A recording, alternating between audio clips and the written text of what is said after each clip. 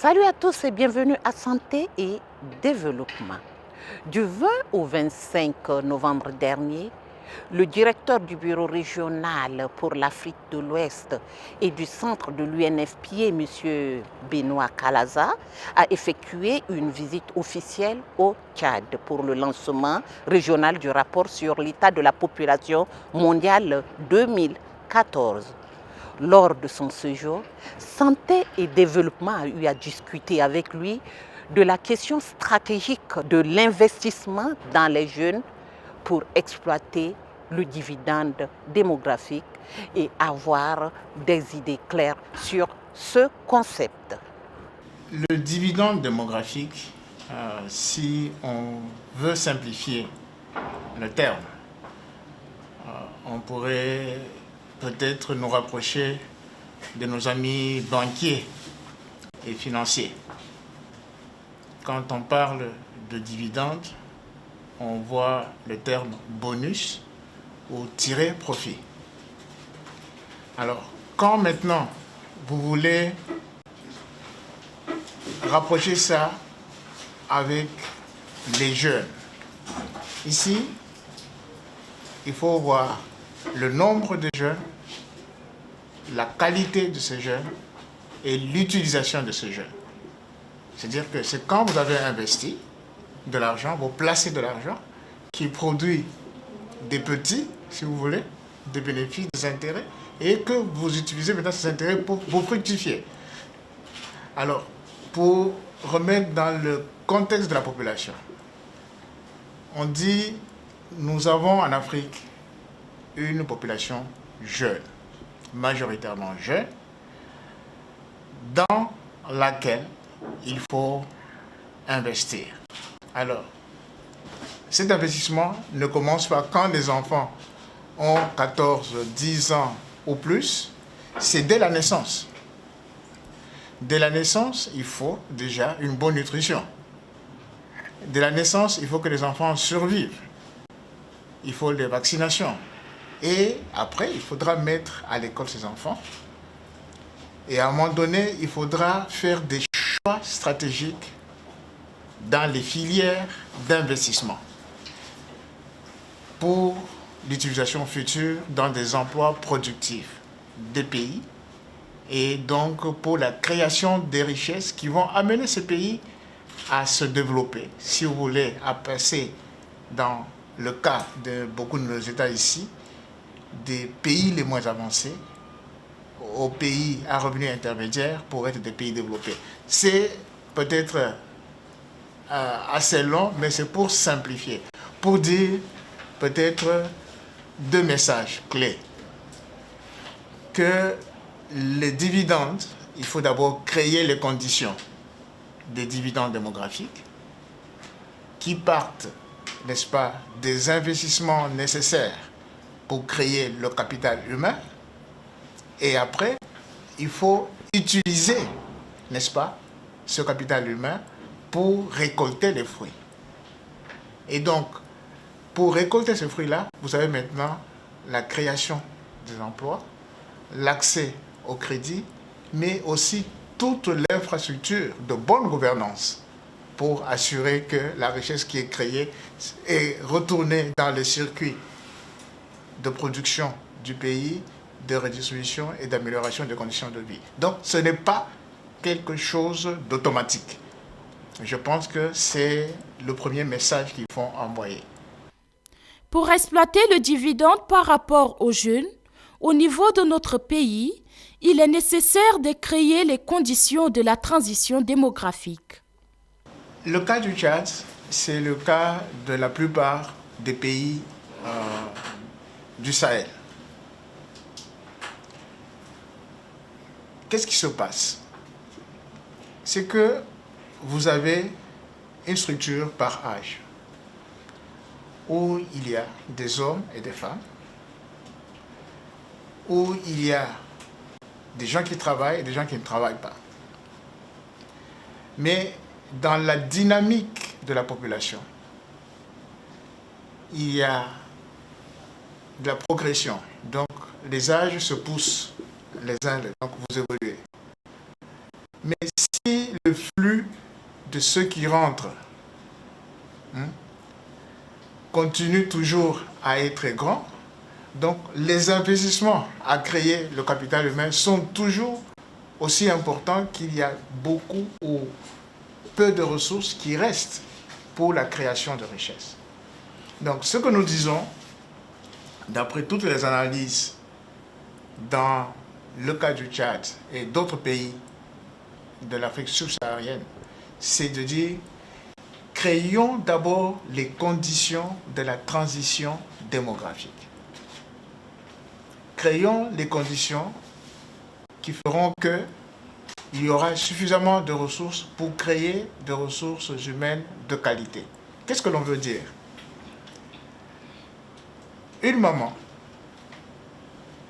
qui a 7 enfants, 8 enfants, et qui pense, ou dans la communauté pense que sur les 8 enfants, 3 ou 4 seulement vont survivre. Il y a déjà un problème de choix. Quand il s'agit maintenant de décider, d'accepter et d'adopter les méthodes de planification familiale. Oui. Donc, la transition démographique commence par la survie des enfants.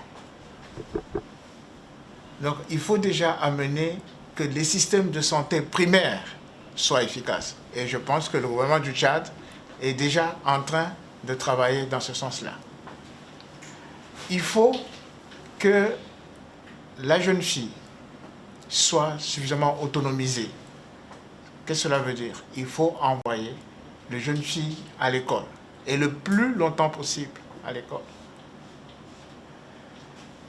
Il faut lutter contre les mariages précoces, qui est un corollaire au fait de garder le plus longtemps possible les jeunes filles à l'école. En ce moment-là, quand vous regardez les jeunes filles le plus longtemps à l'école, quand vous donnez le pouvoir économique et financier aux femmes, en ce moment-là, vous dégagez du temps, vous avez plus de main-d'œuvre, n'est-ce pas, qui contribue à l'économie. Parce que dans nos sociétés, le nombre de femmes qui participent à l'activité économique est très faible. Donc, rien qu'en gardant les filles à l'école, on accroît leur capacité, leur potentiel à participer à l'activité économique. En donnant des ressources aux femmes, on accroît la productivité du pays. Par rapport à une bonne exploitation des jeunes pour le développement de l'Afrique, M. Benoît Kalaza affirme qu'il faut créer un capital humain dans les secteurs. Cela doit s'adapter à chaque pays.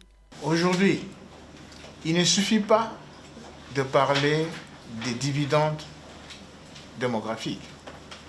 Il faut voir ce que cela implique en termes de refondation du système éducatif lui-même. Les filières technologiques. Aujourd'hui, le Tchad a comme pilier de production le pétrole. Combien d'écoles ou de recherches dans le domaine du pétrole nous avons au Tchad? Là, il faut commencer à former les jeunes dans ce secteur-là. Combien de filières de formation sur les produits dérivés du pétrole? Chimie, biochimie.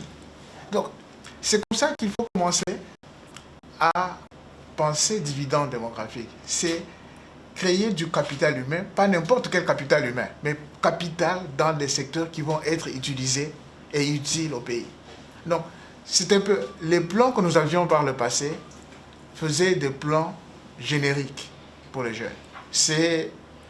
On forme les Congolais comme les Gabonais, comme les Équato-Guinéens, comme les Sud-Africains, comme les Mauriciens. Non, c'est pas comme ça.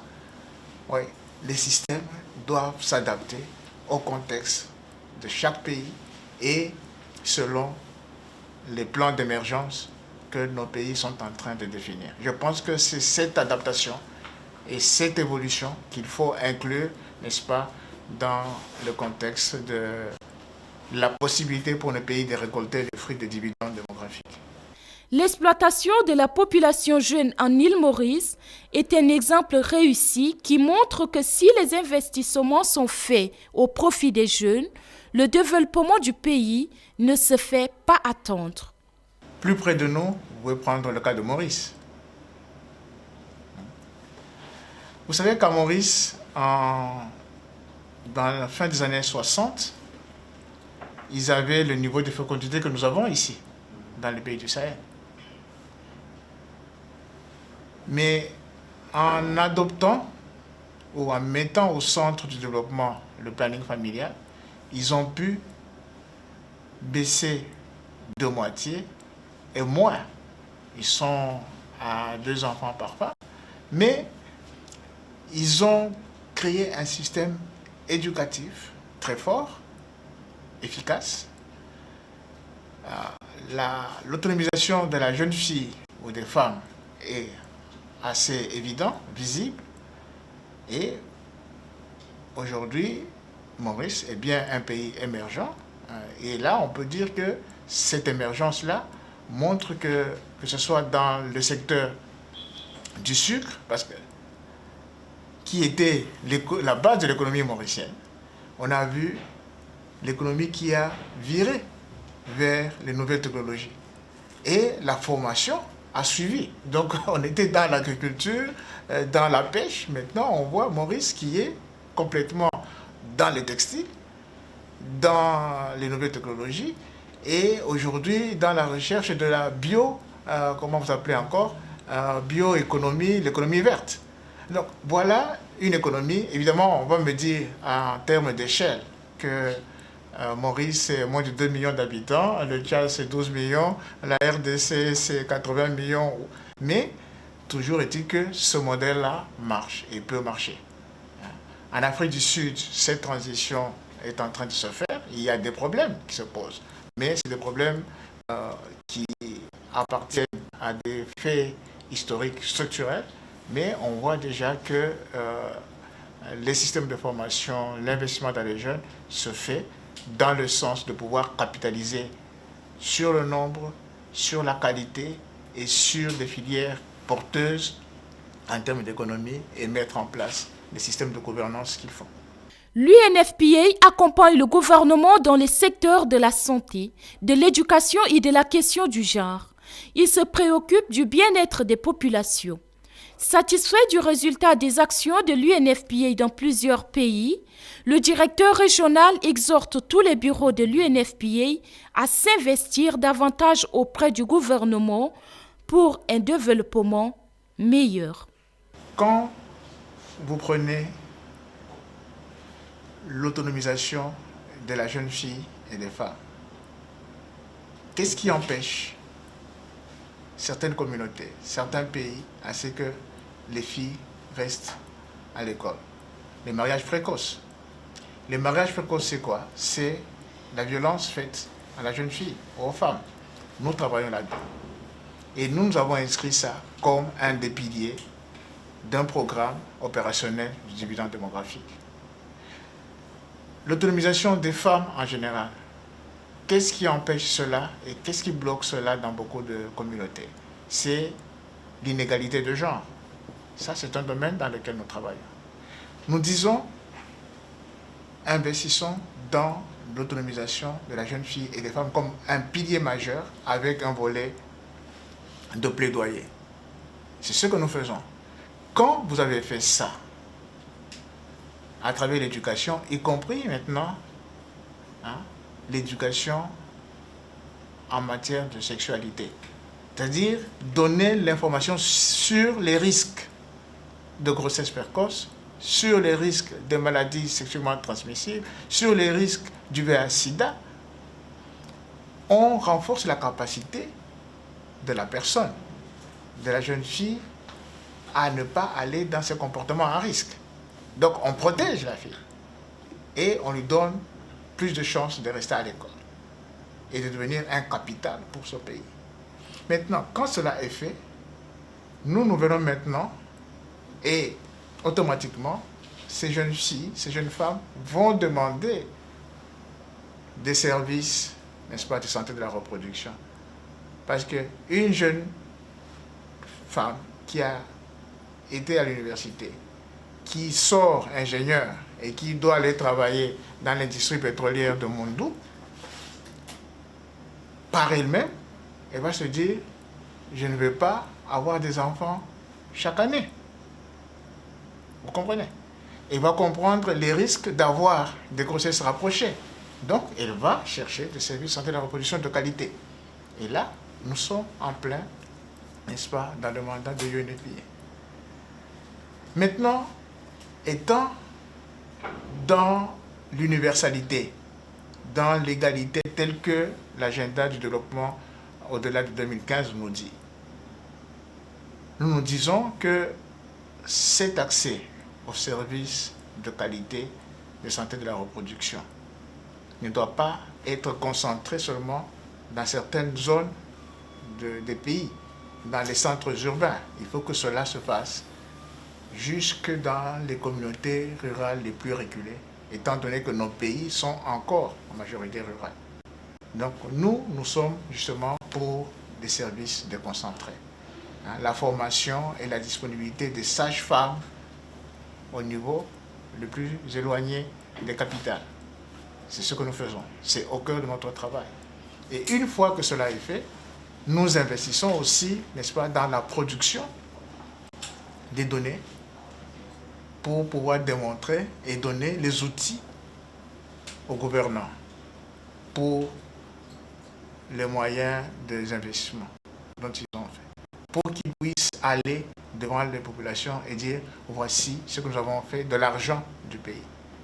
Mais aussi, les données servent, n'est-ce pas, de moyens de réclamer les droits pour les communautés. Aujourd'hui, les populations d'Abéché, en regardant les données, peuvent dire nous pensons que nous ne recevons pas assez en termes de couverture sanitaire, en termes de sages-femmes ou de disponibilité de médecins gynéco-obstétriciens.